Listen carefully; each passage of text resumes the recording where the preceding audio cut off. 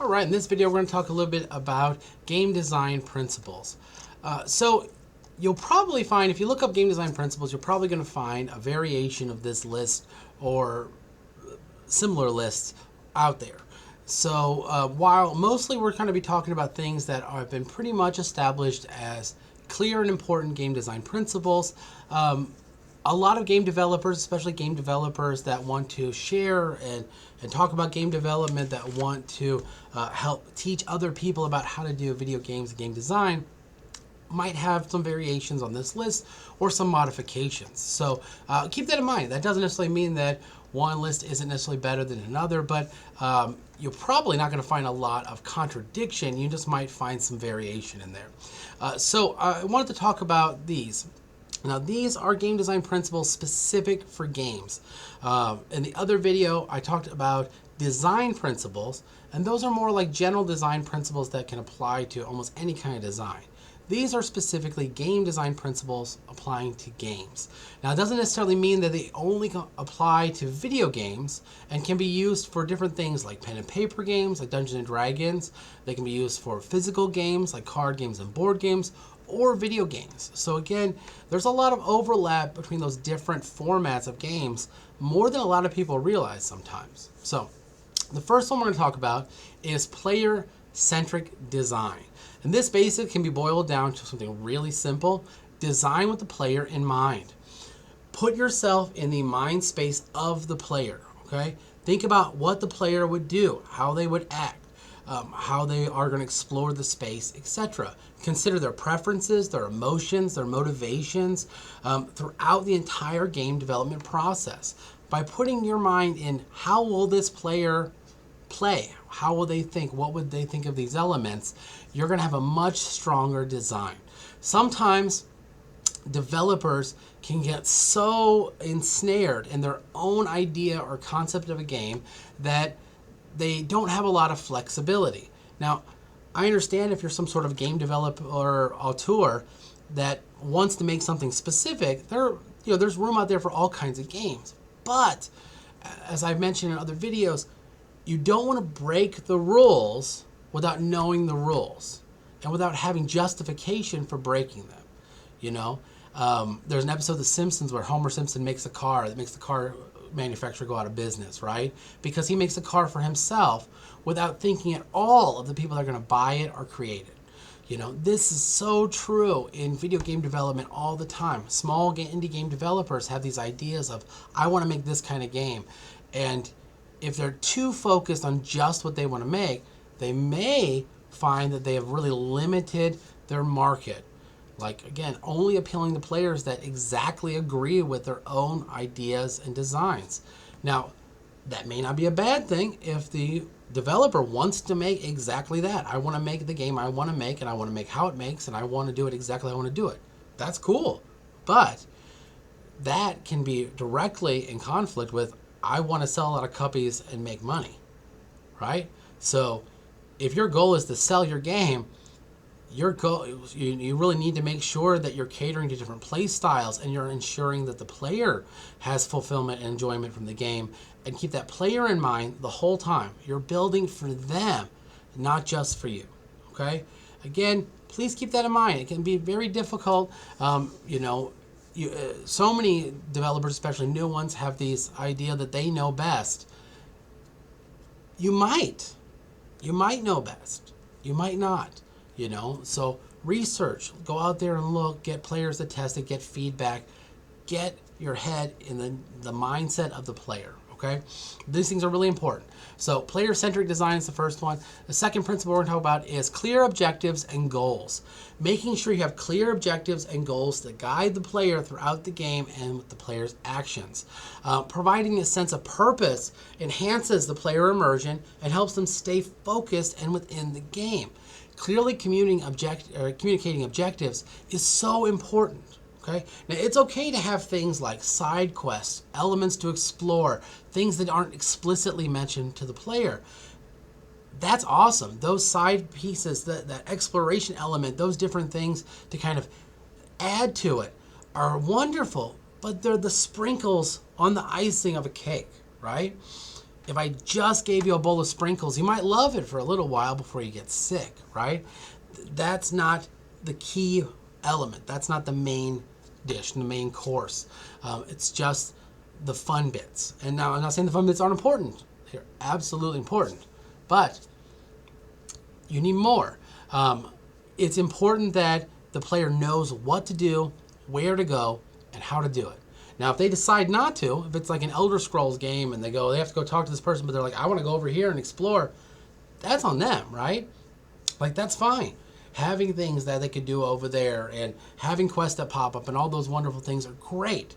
But we still need, whenever the player wants direction, needs to know where to go, needs an objective, that should be clear, concise, and easy for them to follow. That's really important to really avoid confusion and make the player, making the game experience for the player really enjoyable. Okay, so keep that in mind.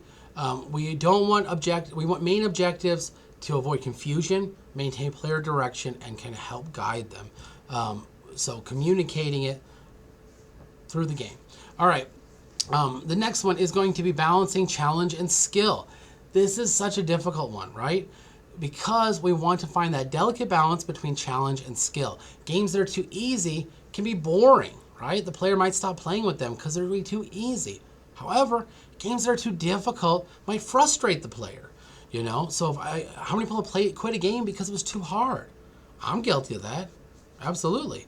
So you have to find kind of that balance.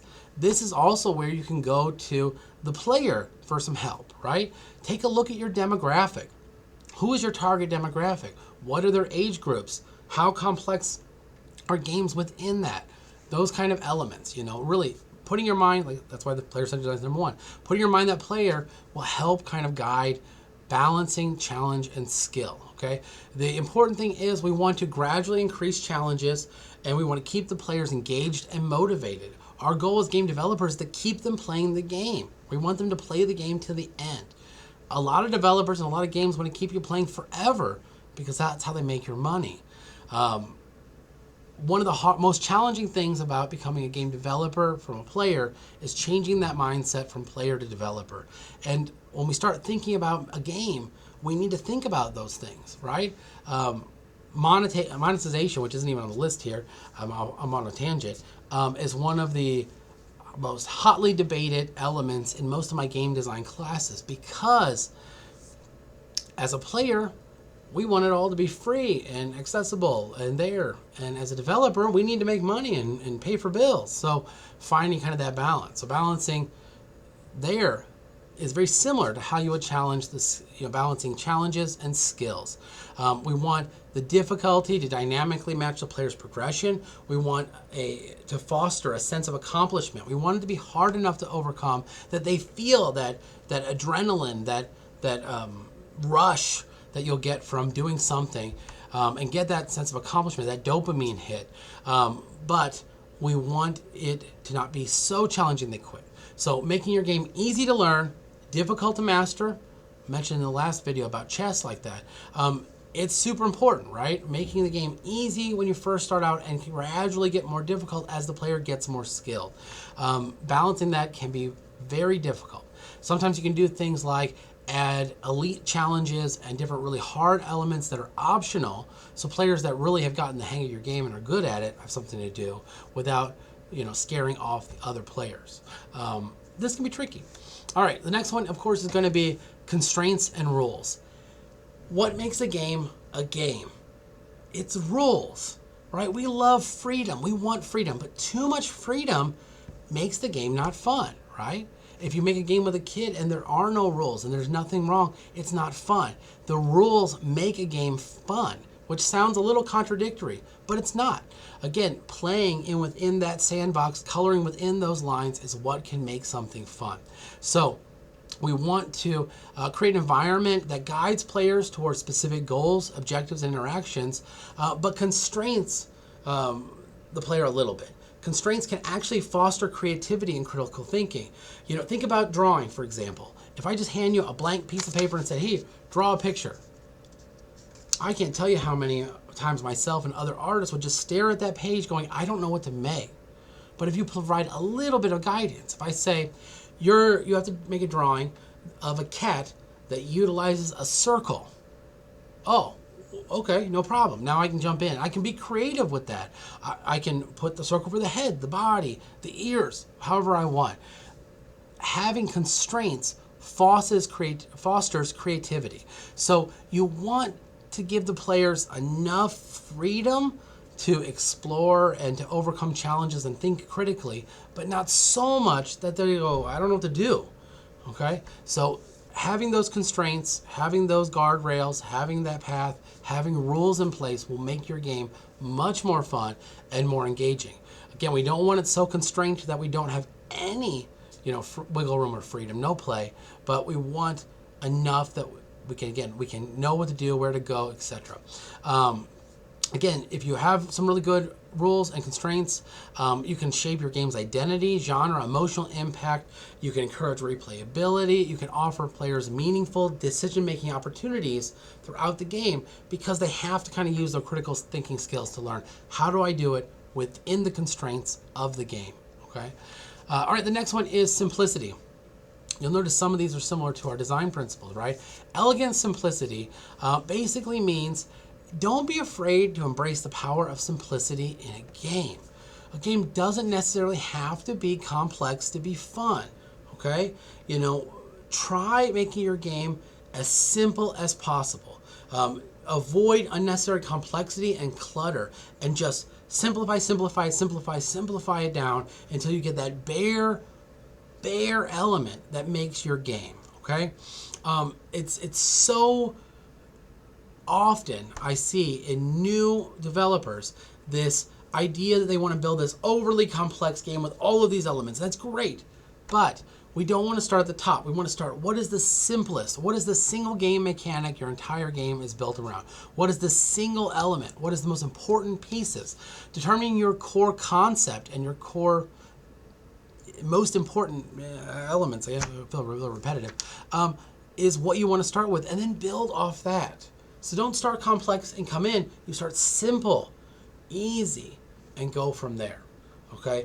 Again, you want to start simple and add complexity, not start complex and then hope it works, right? It's always easier to add complexity as the game evolves rather than starting with an overly complex and difficult system. There's a reason why something like Dungeons & Dragons and pen and paper role-playing games can be sometimes really difficult to adapt to video games, all right? Because the more complex, the more rules, the more elements, the more systems, the harder it can be to make sure that it's easy and fun. Let's keep going. All right, feedback and reward systems. So systems that basically tell the player what's happening. When you click a button, if the button doesn't click, if it doesn't make noise, if it doesn't light up, if it doesn't tell you immediately, and I'm like with a hundredth of a second that you have clicked it, what does every person do? Click, click, click, click, click, click, click, click, right? We click, click, click, click, click because we don't know it's working or not. Humans are like that. If we don't get immediate feedback, we will not wait.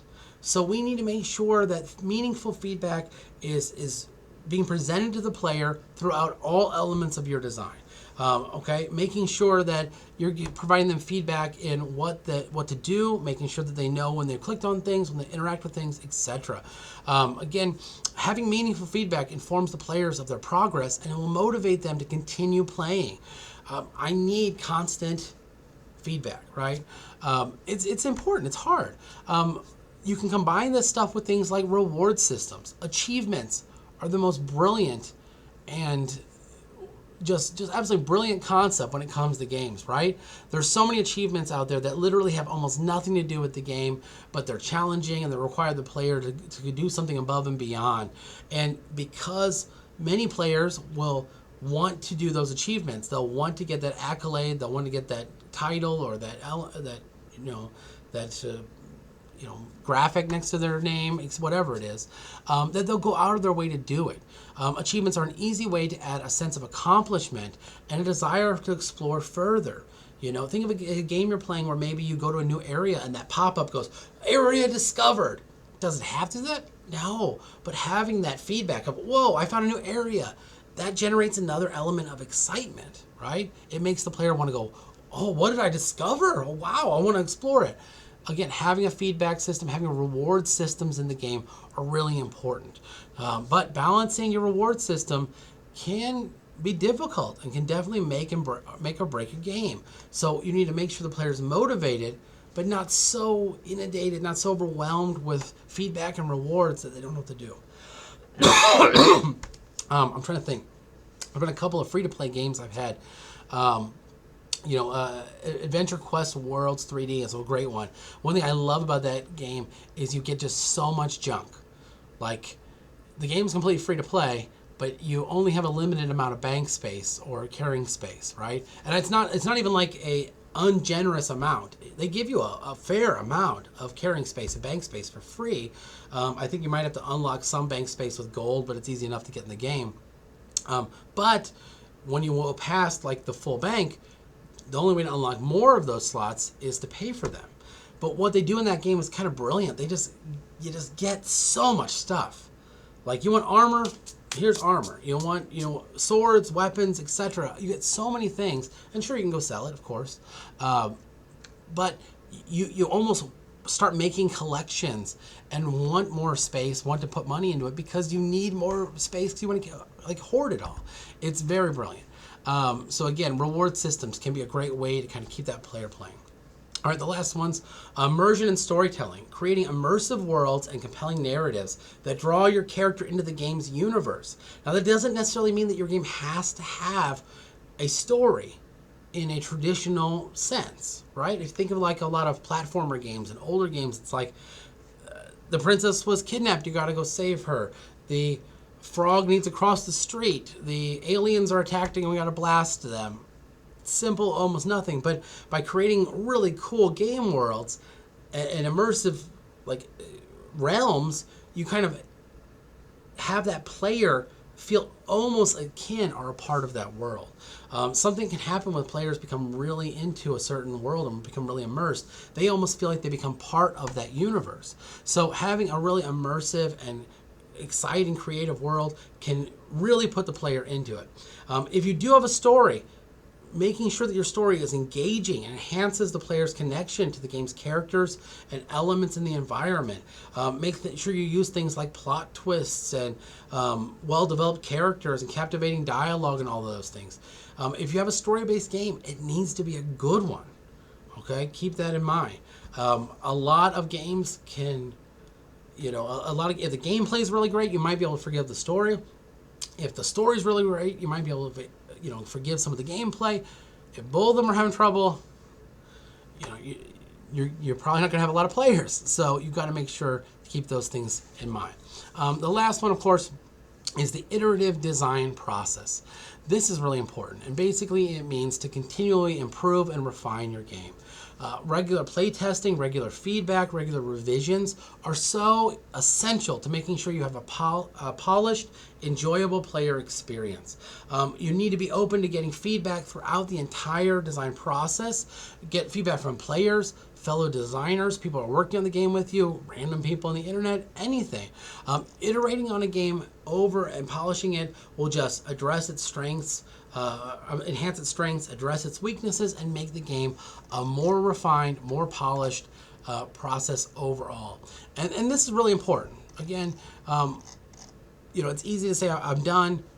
The more testing, the more time goes into it, the more iterative design in your game, the more polished you'll be. And those things are important.